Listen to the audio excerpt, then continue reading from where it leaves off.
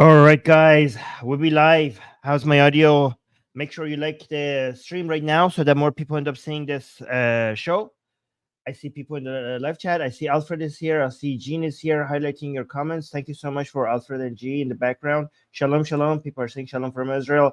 So I think you all have heard the war has started. The attacks have started. Israel just attacked the Islamic Republic on Iranian soil. So let me actually just give you a quick update before we listen to this guy. I have a list of all the things that have happened. I'm gonna give credit to Hen Mazig for summarizing everything. Thank you so much for that. So here's a list of everything that has happened. Okay, so remember that this is a response to the October 1st attacks. Israel just attacked the Islamic Republic on Iranian soil. We have fighter jets on Iranian soil, and this is, by the way, the first time ever that this has happened, because previously when we had attacks on Iranian soil, it was from outside of Iranian borders. So we haven't had fighter jets flying over Iranian soil ever since I think the Iran-Iraq war. I think that was the last time. So this attack, let me actually make sure we're good. My audio is good here. Yeah, fantastic. Okay, so this attack was in response to the October 1st attack by the Islamic Republic on Israel. Remember the 181 ballistic missiles? So what happened? What happened last night? It was around 100 Israeli planes flew to Tehran to carry out the operations, but it's not just Tehran. So this summary is incorrect. I knew there was a whole bunch of other cities as well. The strikes targeted only military sites. That is a very key. That's a very key information, right? Because remember, there were three possible options: military sites, nuclear and oil facilities, or very unlikely, but civilian targets. That was like the most unlikely option, but this was the options that people were considering. Okay. And to be honest, I'm really happy that it was military sites, because this makes Israel's action a lot more defendable. It was very targeted, it was very precise, it has very almost no collateral damage. It was specifically targeted at military sites. Like, this is a very defendable strike by Israel. So the strikes targeted military sites, leaving oil and nuclear facilities untouched. Reports indicate that Israel struck about 20 locations in Iran, including military bases and missile production facilities. And also, before targeting on Iranian soil, Israel also hit similar military sites in Syria. The operation unfolded in 3 successive waves, lasting approximately 3 hours and 30 minutes from around 3 a.m. to 6 a.m. It was named Days of Repentance, the operation, and the mission is now complete. So it's over. So some people thought that maybe it will continue in the days after, but no, Israel has announced that the operations are over. Israel warned that any Iranian response would prompt a much stronger follow-up attack. Analysts suggest Israel's approach was precise and measured, aiming to prevent further escalation. And also, the White House supported Israel's actions, stating that Israel's precise strikes on Iranian military targets align with its right to self-defense and respond to the Iranian missiles attack on October. So now, given all of that, let me actually see. Given all of that, let's see what the IDF military spokesperson has to say about all In of response to months of continuous attacks from the regime in Iran against the state of Israel, right now, the Israel Defense Forces is conducting precise strikes on military targets in Iran. The regime in Iran and its proxies in the region have been relentlessly attacking Israel since October 7th on 7 fronts, including direct attacks from Iranian soil. Like every other sovereign country in the world, the State of Israel has the right and the duty to respond. Our defensive and offensive capabilities are fully mobilized. We will do whatever necessary to defend the State of Israel and the people of Israel. All right, so here's what you need to understand. This is the most significant part of what you need to understand. The Islamic Republic right now is completely naked. it has no deterrence capabilities, and it's completely vulnerable to any attacks. Hamas is headless. Hezbollah is headless. And these were Hezbollah and Hamas were the Islamic Republic's main deterrent capabilities. And after those layers, the Islamic Republic's missiles were supposed to be its deterrent, its way of demonstrating its deterrent capability. So, and now the last layer was whether when Israeli missile planes, when they come to Iranian soils, will they be able to carry out their operations, or will Iran's air defense be able to cause any hassles for them? And apparently it can't. Around many planes, I don't know exactly. I mean, the reports say 100, but I'm not yet sure. I will keep you guys updated once we get more reports, if these reports are actually accurate. But if these reports are correct, Israeli planes can just come and use Iranian airspace and come do what they want in Iran without any hassle, without any defense. Not a single one of these planes were taken down, or they met no resistance. They came and carried out their operation with basically no resistance. Unbelievable. So let's think about this in layers. Actually, I have so many images that I need to show you guys as well. I have images that I need to show you guys. There's so much I need to go over. Okay. So layer 1 has been removed. Layer 1 is Hezbollah and Hamas. Layer 2 was the Islamic Republic would say that if you attack us, we will throw missiles at you.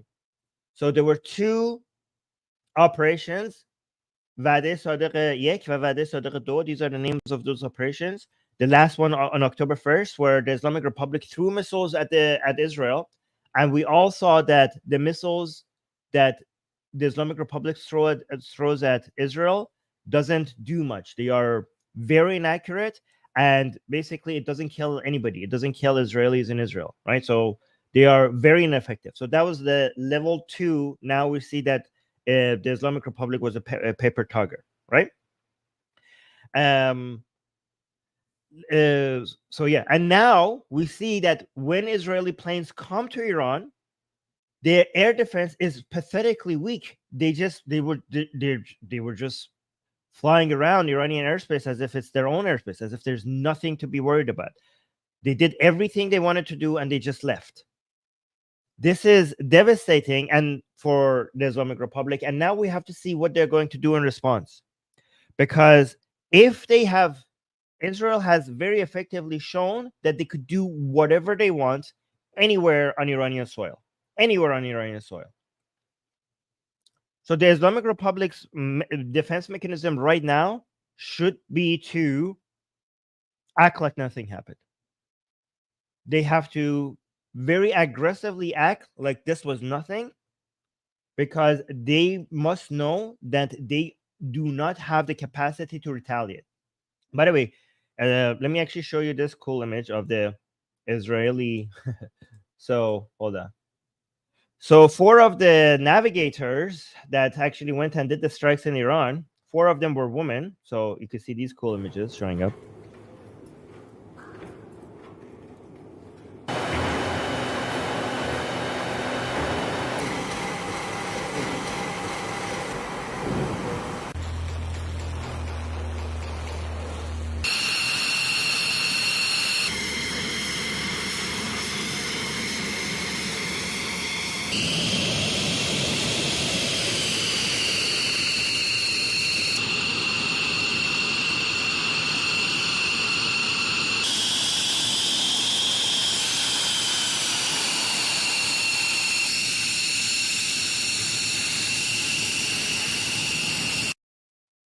So these were the planes right before they took off to go take out their strikes on Iran. And yeah, you can see this picture. And again, the reason why I know you're like, okay, Armin, who cares that they're women? It's important that they're women because you have to understand the Muslim mindset. This is very humiliating. Okay, if you have women basically coming out and attacking you, from an Islamic mindset, this is very humiliating. Okay, I don't know why they find that more humiliating, but they find it humiliating.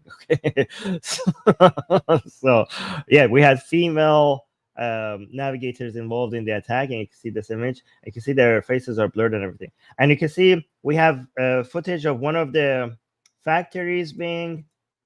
So this is footage of a factory in southern Tehran that was taken out with the airstrikes, and this factory was involved in producing parts for the suicide drones that was used against Israel and also against Ukrainian civilians, by the way. So let's watch this video. So this was one of the factors. So again, there were many different sites that were targeted. This is just one example.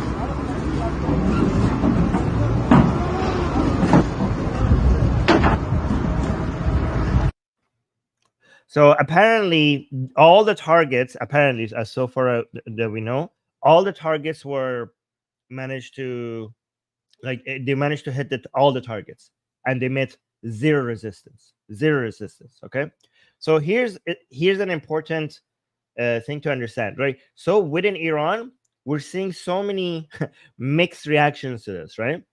Obviously, the mixed reactions among pro-regime people and mixed reactions among anti-regime people. Okay, so among pro-regime people, we have I would say three reactions.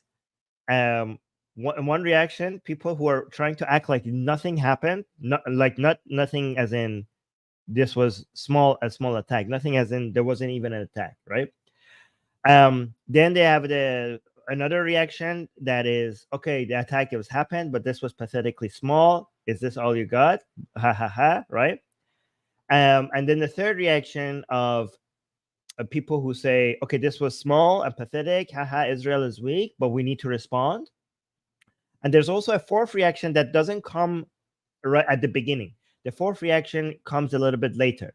Fourth reaction is the pro-regime people who usually stay quiet until the first wave of reactions go away, and then they come with the actual genuine analysis, and they say, okay, this was bad, and we need to respond, right?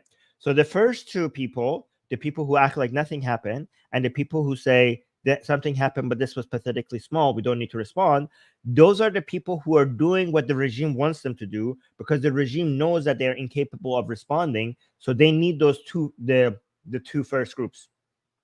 The people, the hardliners who want a response, either the ones who are saying this was a pathetically weak response, but we still need to respond, or the people who say this was devastating to us, we need to respond. Those are very costly to the Islamic Republic, and the Islamic Republic is trying to somehow silence those people, silence those hardliners, because it's trying to use, especially the second group is the most useful to the Islamic Republic right now, because the Islamic Republic knows that it's incapable of getting into a war with Israel, right?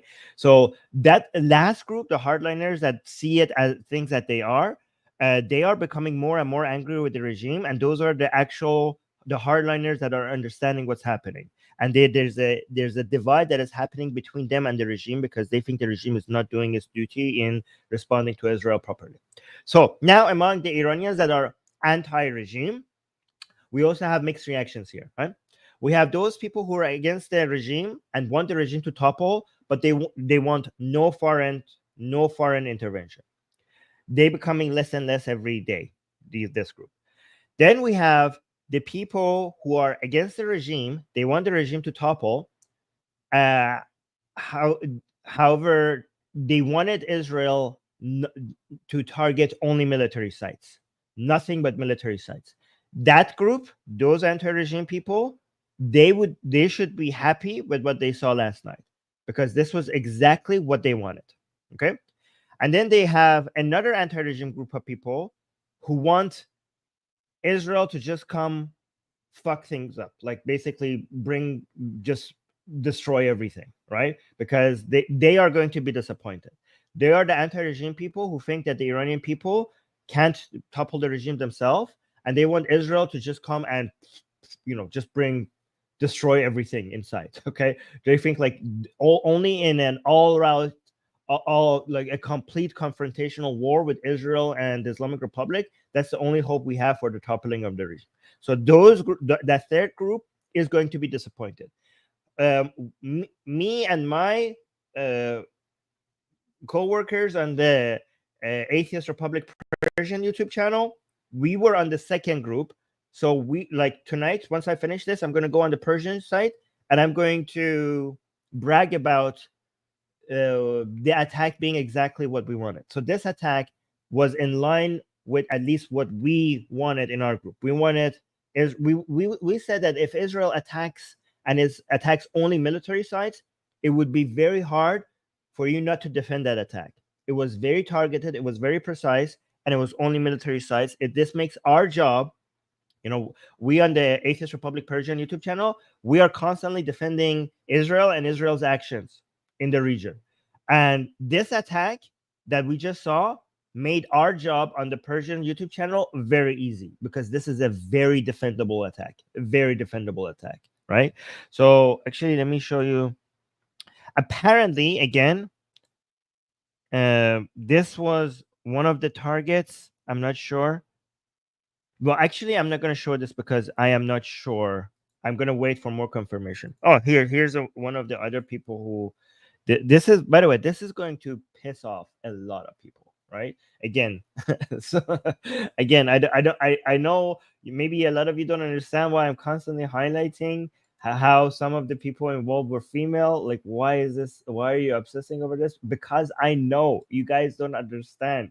This is going to make a lot of these people so pissed off, like the fact that these are the people who are involved in taking out their sites. Okay, so actually, let me see what you guys are saying in the chat.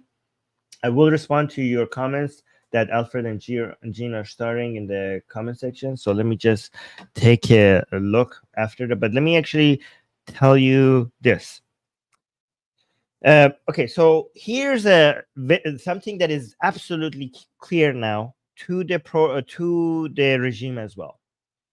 The Iranian people are widely not backing the regime when it comes to, like, this is, you know how a lot of people expect that if people are against the regime, if there's an attack on Iranian soil, you will have a rally around the flag effect and people will go and support the regime because there's attacks on Iranian soil. For years we thought that this is not going to be the case in Iran anymore, and every day that goes by we see that happening more and more pro-regime people were always denying that, but now it's becoming so clear. This attack, when it happened, it was very clear that most Iranian people, either if they're against these attacks, they blame the Islamic Republic, or they're supporting this attack, or at least they're not rallying behind the regime against these attacks. Like, it's becoming so obvious that it's undeniable now. So I would say the biggest defeat that we saw last night was, I mean, it's true that more than 20 military sites of the Islamic regime was targeted, and we don't know the extent of the damage yet right now. This is too soon for us to understand what just happened and how bad the damages were. We need to wait for more reports on that. But I would argue that the greater defeat was how obvious it is right now that the Iranian people are not rallying behind the regime and supporting them against these attacks. And it's the clarity of that is to the point that I'm now seeing that the hardliners are openly admitting that, like talking about that as if this is an obvious point. You know how when we had the Iran-Iraq war, a lot of people basically rallied around the regime against Saddam. That is completely ancient history right now in Iran. When Israel is attacking the Islamic Republic on Iranian soil, we don't see the Iranian people uniting with the regime against the so-called aggressor. That is not a thing anymore. And the fact that, I mean, this was obvious already to me, but the fact that I'm seeing more hardliners, because I am very involved in their discussions. Like, I constantly consume the discussions between, on Telegram accounts, on YouTube accounts, and Twitter accounts of the hardliners. I listen to them every day. And the fact that they are talking about, when they're analyzing what's happening, the fact that the way they talk is in a way that this is a given. Like they're not even like when they're talking about this, that this point is not even challenged even by them anymore. That is a new reality that was not the case even a year ago. The reality that we knew that Iranian people would not be backing the regime, that was the case a year ago. But the fact that this is now transparently obvious to the hardliners now, that is a new reality, right? And this is basically, I think that the obviousness of that was the fact that this is now a reality that everybody realizes. I think that was even a bigger defeat for the Islamic Republic last night than the military facilities being destroyed. So I hope Israelis understand that the only way for the regime, if you want to end the Islamic Republic, the only way, I mean, these attacks help. It helps. But the only push that will get the job done is the Iranian people. So it's not just the Iranian people that need the Israeli people. I hope Israelis understand that Israelis also need the Iranian people. Okay, because this is not going to have a purely military solution. We need the Iranian people to take the final step against the regime. So investing in the Iranian people is the biggest way to challenge the Islamic Republic. The Israeli people are the greatest weapon that the Iranian people have, and the Iranian people are the greatest weapon that the Israeli people have. We have a mutual enemy, and we need to be working with each other. Okay, so that was another point I wanted to make. I think that today's stream is going to be very short because I'm going to have more updates later. But so I'm going to spend the rest of my time just responding to the comments that Alfred and Jean have highlighted. I just want to thank Alfred and Jean here. Oh, thank you, Secular Sakai here. Long time no see. Yeah. So let me actually just check what you guys are saying. So Arthur is saying it was very disappointing. It depends on your expectation. To me, it wasn't. If your expectation was for you to come and basically end the Islamic Republic, it was very disappointing. To me, it was exactly what we were hoping for. To me, it was not disappointing because people thought that when Israel attacks, it will come and just basically burn everything, destroy everything. That was not what I was hoping for. I was hoping for a very precise, targeted attack on military facilities, and that's exactly what happened. So I am very happy with what happened. My hands are full with ways to be able to defend Israel, because if you saw a major scale attack on energy facilities, then some Iranian people would be turning against the attacks. This attack was something that Iran. So the greatest asset that Israel has right now is the Iranian people, right? This attack is something that we can now easily demonstrate why Iranian people should not be against Israeli attacks, because there was no damage to Iranian people. It was only damage to the regime that they hated. This attack would makes it easier for us to continue defending Israel and Israel's operation inside Iran. So, and it also keeps the Iranian people on Israel's side, except those people who want Israel to just come nuke everything, I guess. So Last Gus is saying Biden definitely made them soften the blow. Biden made them soften the blow. So here's the thing. Israel does what is best for Israel, right? And we don't know exactly how much leverage. So if Biden managed to do anything, it's because Israel must have gotten something really good in return. For example, the THAAD defense system. At the end of the day, whatever Israel did, if the only way United States could pressure Israel to do something is for them to do something that is in the benefit of Israel. So Israel is not going to do something that is not in its interest. That's the only leverage the United States has on Israel, is to make it do something by doing something that is by giving Israel something that is in the best interest of Israel. For example, maybe they had some leverage over what Israel did by giving them the THAAD defense system, right? But at the end of the day, Israel also recognizes that even though, so here's the only deterrence capability that is left for the Islamic Republic. Okay, there is actually 4, and I'm going to be honest with you guys, right? So we know that Hamas is not a deterrence capability for the Islamic Republic anymore. We know Hezbollah isn't. We know the missiles that the Islamic Republic sends to Israel are not a deterrent doesn't have the deterrent capability that we thought they have right anymore. And we also know that the Islamic Republic's air defense is not a deterrence capability anymore, because Israeli fighter jets can just come into Iranian airspace and do whatever they want, and that's not a deterrence capability anymore. The only deterrence capabilities left for the Islamic are 4, right? The closing off the Hormuz Strait and basically paralyzing the world's economy, attacking oil facilities in Saudi Arabia, like Aramco and stuff, right? And that's easier to target, because than Israel, for example, because it's also closer, right? Third, the fear of a power vacuum in Iran if the Islamic Republic falls. And fourth, a fear of mass migration to Europe if the Islamic Republic falls. These are the 4 deterrence capabilities that the Islamic Republic have. And the first 2 will disappear once we have renewable energy replace oil and gas. All right, so those first 2 is going to go away, right?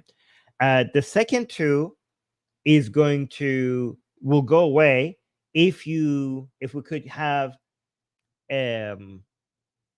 more unity in the opposition, in the Iranian opposition against the Islamic Republic.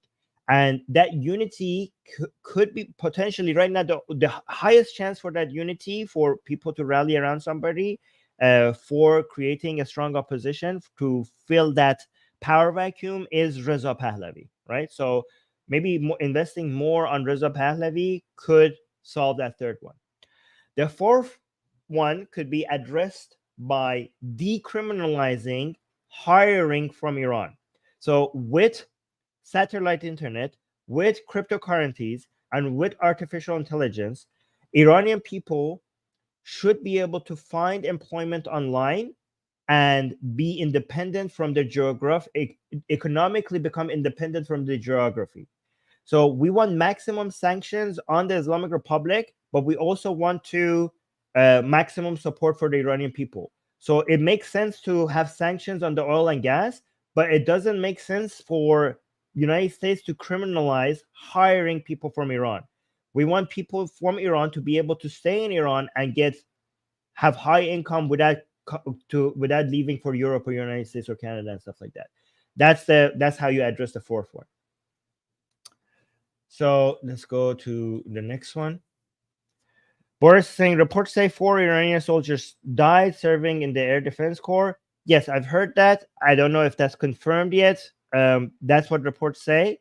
I'm not sure how true that is. I will, maybe in future streams. But yes, I've heard that as well. James is saying, look at Armin, the toilet paper of the Zionists. The toilet paper of Zionists. Well, I mean, that's I know you're trying so hard to insult me and get me riled up, but you have to work on your insults. Toilet paper of Zionists.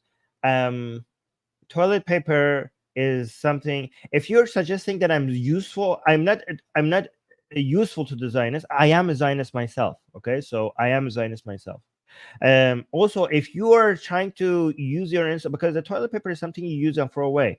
If you're suggesting that I am useful to Zionists, then I actually appreciate that you think that. Okay, I know you're really trying to insult me, but your insult actually shows that I'm being, you think like I am somebody that is being used by Zionists. So you think that I'm effective at what I do. Okay, fine. I mean, your insult just shows how angry you are and how empty-handed you are when it comes to actually telling me why I'm wrong. Oh, we got actually super chats. The Bronze Age collapse. Thank you so much for the super chat saying, I've heard the George Soros thing you pointed out. I'll point out a non-Jewish billionaire Antonio Pesci, I don't know how to pronounce that, and the Club of Rome Francina. Okay. Thank you for the super chat. And also saying, and I know it may be Italianophobic dog whistle.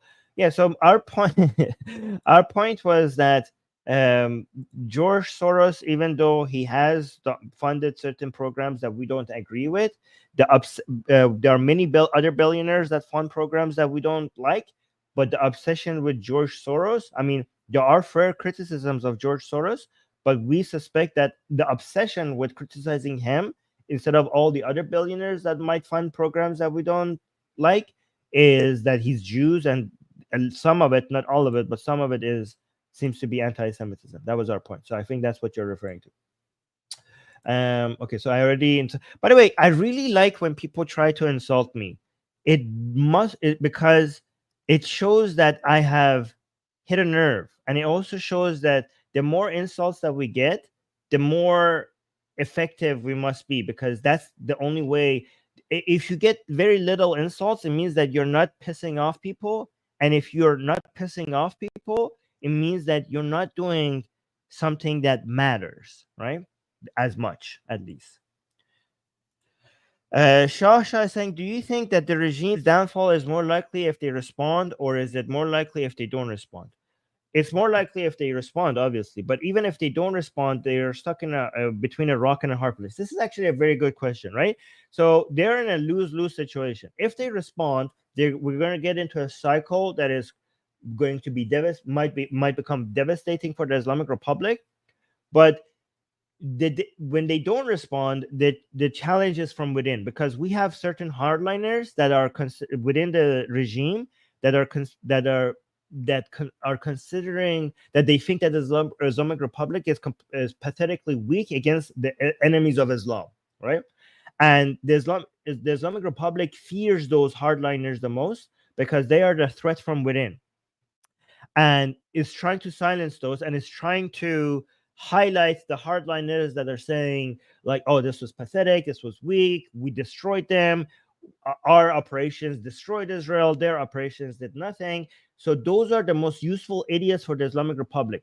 The hardliners that are looking at everything objectively in Iran, in the region, and thinking that, okay, actually it's Israel that is strong and we are pathetically weak, they could pose a threat from within to the Islamic Republic, because they might actually end up doing a coup or something, right? Especially because the death of Khamenei might be very near. And these people consider, for two reasons, these people consider the Islamic Republic not to be Islamic at all, right? One, because they're seeing more and more women without hijab, just walking in the streets, and with no pushback from the regime, because the regime has lost its ability to enforce hijab laws as much as it wants.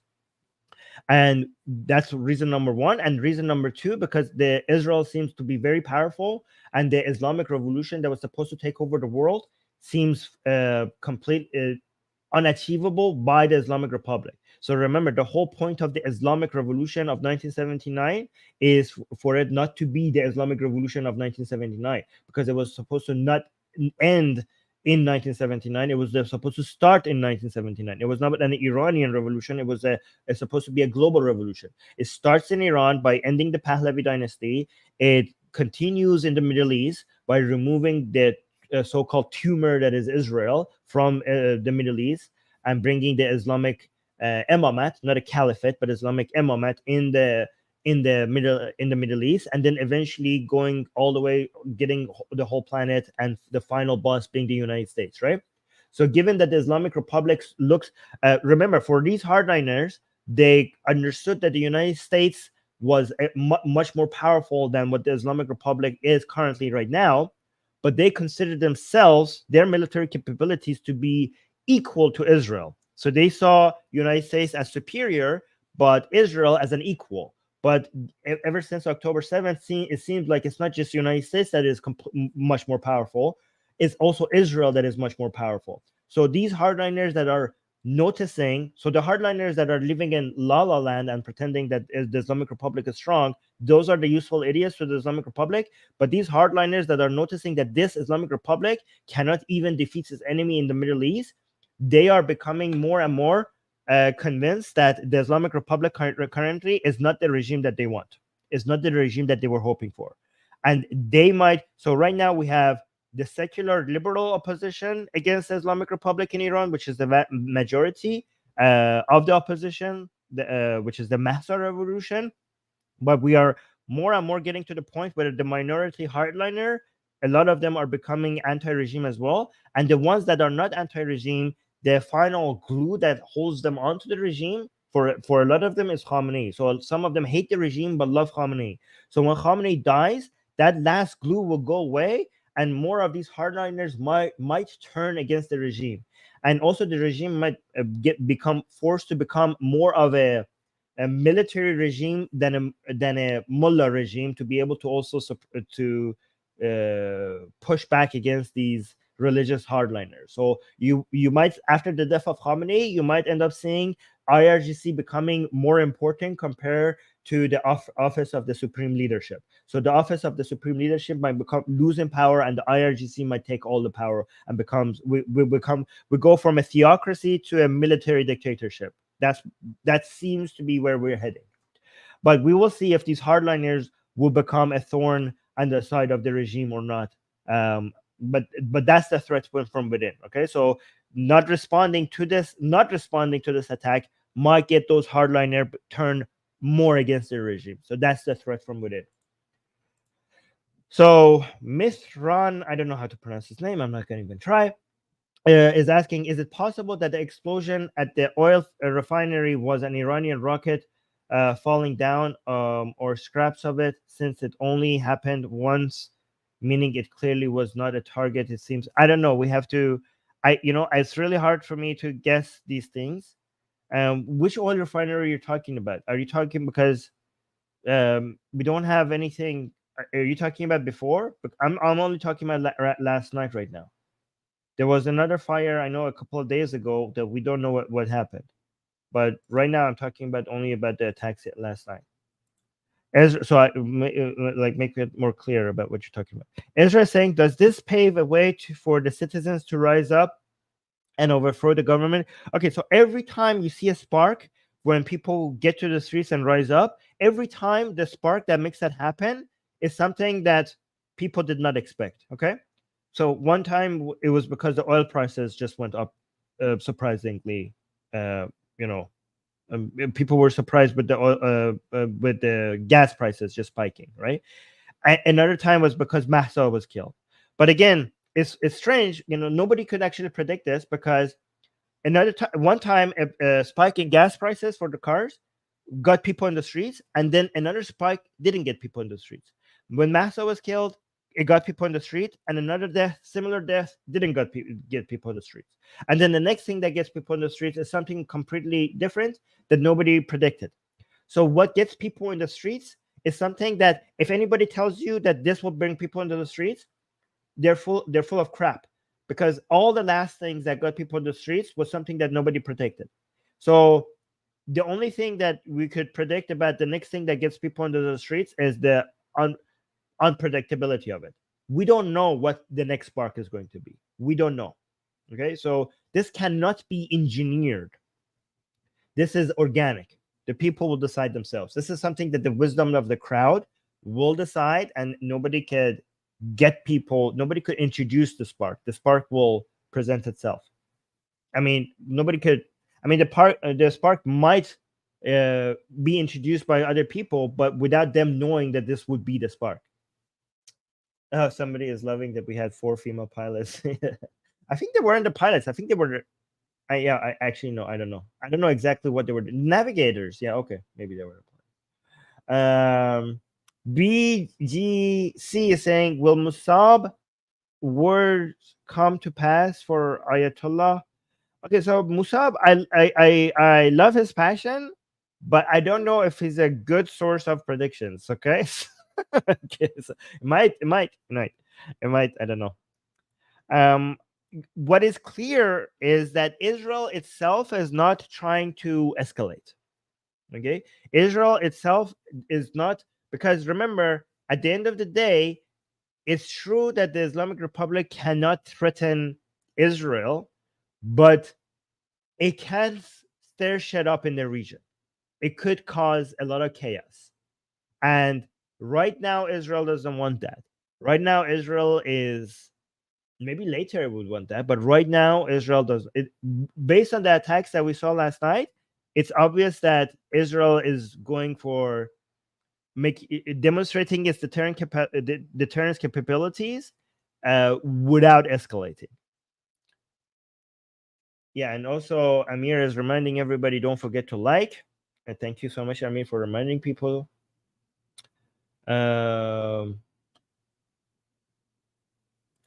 Okay, so you're asking, so no response will lead to longer term but less bloody takeover. Would you agree? So no response. Okay, we don't know if the, okay, so if there will be a take. Okay, here's what we know. Here's what we know, right?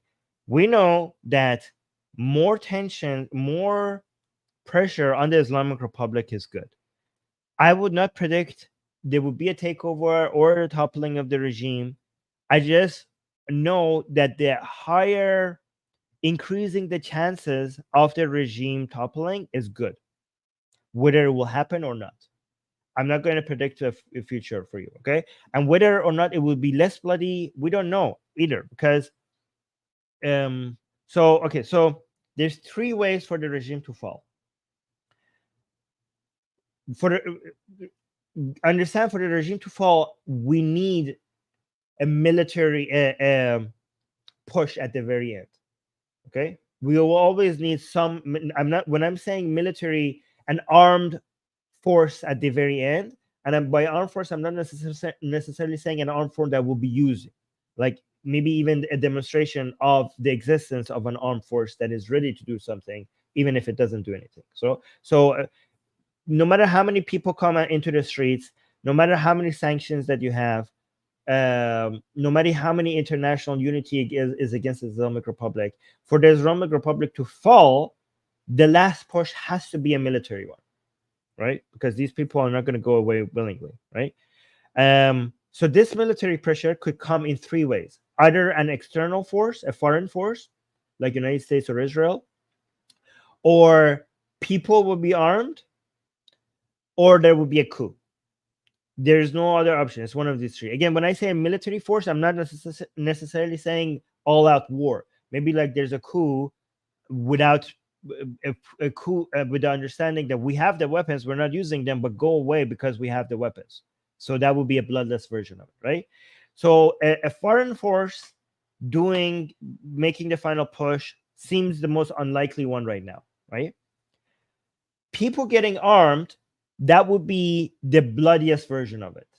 That would be, if that happens, that would be the most bloody takeover of the regime, right? A coup, like having a part of the regime turn on the regime, turn against the regime, that would be potentially the least bloody version of it, because they will have the arms, but they would not use it. They would just, with the understanding that we could use it, one part of the regime might go away, right? So that would be the least bloody version, right? And that could happen if at some point a part of the regime joins the people. That could happen, right? And that is what Reza Pahlavi seems to be investing in. So this would require more Iranian people to be online, trying to change the minds of the people who are pro the regime. So online, that's why online activity, YouTube, Twitter, Clubhouse, Instagram, this is actually part of the war. Like when we go, for example, I am a small part of this. When we are on our Persian channel creating content, a lot of people think that these type of content has no effect, but we're seeing more and more people who are even working in the regime joining the people when it comes to their ideology and the way of thinking. And that, if we are successful in that, that will be the least bloody version of a takeover, if we are successful at that, right? and we, I mean, I'm not trying to make myself seem very big, like me and everybody else that is involved in this. And this is why I'm saying Israel's greatest asset is to invest in the Iranian people. Okay, let's see. Harald is saying, I feel like they won't respond because they want to end the war with Israel because they already have protesters in Iran. Okay, so the Islamic Republic doesn't want to respond. They're going to try to do everything they can not to respond. Okay. However, if they do respond, is because they look pathetically weak right now. This is why right now they're working overtime trying to make it seem like the attack was nothing at all, because they're trying not to respond. But if they do respond, it's because the pressure from the hardliners within the regime that think any attack should be responded to is too much, and they cannot ignore this attack. If you see them responding, it's because the internal pressures on them is too much to be ignored. And you have to understand that the pressure is so high because the hardliners have made them come out and constantly bark about the fact that any attack will be met with a response. So if they don't respond, it's basically showing that Israel attacked us and we didn't even respond. So there's three options actually: no response at all, which is what they prefer; responding, a big response; and actually what they might be able to get away with is something in the middle, is to try to respond in a non-response way. So they might try to make a pretend response, something that nothing will happen in Israel, but it will make enough sound for their internal consumption to pretend that this was a response. That might be the way that they could get away from between this rock and a hard place, right? To create a pretend response for the hardliners to just be happy with. But unfortunately for them, here's what's happening, guys. When I say hardliner religious people, you think we're talking about idiots only. But you should actually want the hardliners to be intelligent. The religious hardliners in Iran, you should want them to be intelligent. It works in our favor for them to be intelligent, because what we're noticing is more and more hardliners are understanding what's happening, so the Islamic Republic cannot fool them, and that's why they're not as useful as before to the Islamic Republic. So these hardliners who are analyzing things correctly in Iran are becoming very problematic to the regime, because the regime is looking pathetically weak to these hardliners.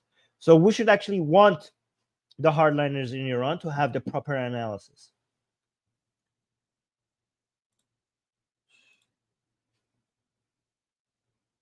Yeah, fantastic. Okay. No, I don't. Okay, let me just do a few more. Andrew's saying, Armin, do you think it was unwise not to attack their nuclear sites now? Okay, so the nuclear sites, we don't even know if Israel has the capability to attack the nuclear sites. So the nuclear sites, because you're talking about the uranium enrichment facilities, they are too deep.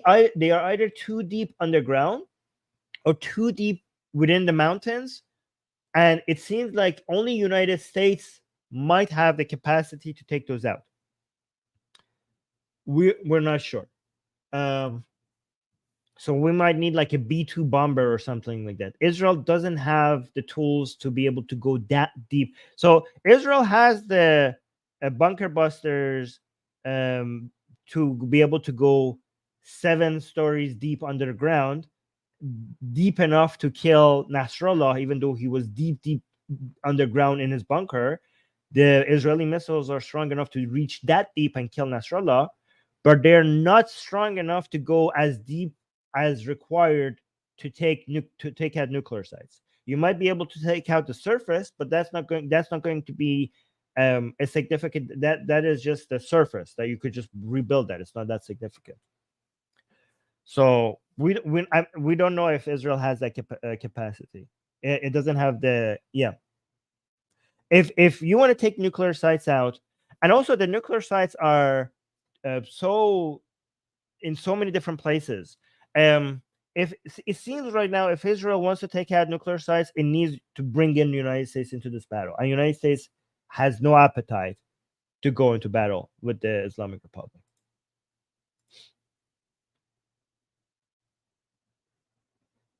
Somebody's saying the IDF said the attack is not finished yet. That's not what I'm saying, unless there's new reports. But the reports I'm saying is that the IDF announced that there were 3 waves of attacks and they're done. Unless the Islamic Republic does respond, then they will respond back. So that's not what I'm hearing, unless there's something new that just came out. Les is saying nuclear sites will also affect everyday citizens more than it will succeed.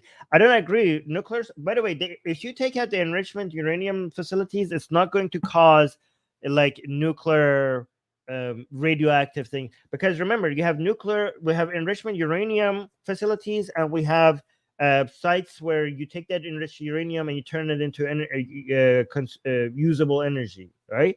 We're not talking about that side. We're talking about the enrichment uranium facilities. If you take out those sites, that's not going to cause radioactive material going everywhere. And also, the enrichment uranium facilities has not brought anything to the Iranian people. It has only brought them misery.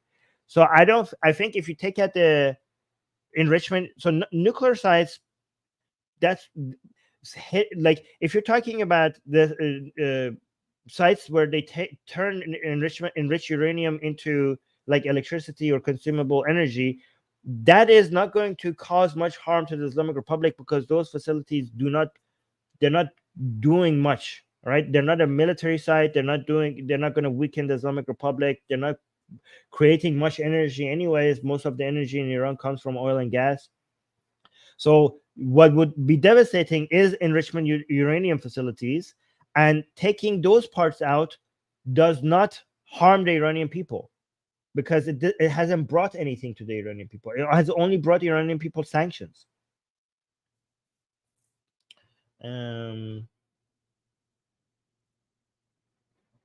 Yes, so thank you for the blessings and kind messages from Israel. So we're getting kind messages from Israel to Iranian people. We need, guys, by the way, if you're an Israeli and you show support to the Iranian people, you are actually participating in war and you are helping. And if you're Iranian and you demonstrate your support for Israeli people, you're participating in war. You're actually in war and you're helping.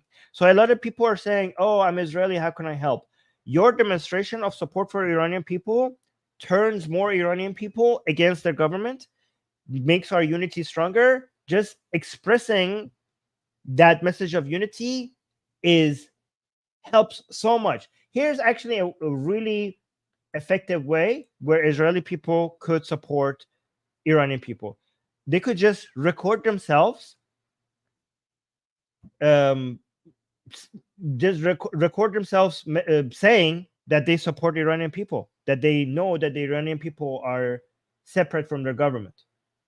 Oh, actually, let me show you one of the best something that. Let me show you something.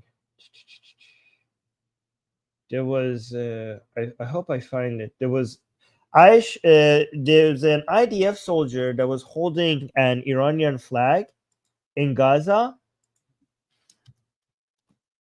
If I could find it. That was so influential. Like, oh yeah, I found it. Fantastic. I sent it. So let me show you this. When Israeli people asked how they could support Iranian people, this was so effective. This. Okay. Let me actually, for people who are new here, maybe I should be explaining what the hell this flag is, because a lot of people don't understand that this is the Iranian flag.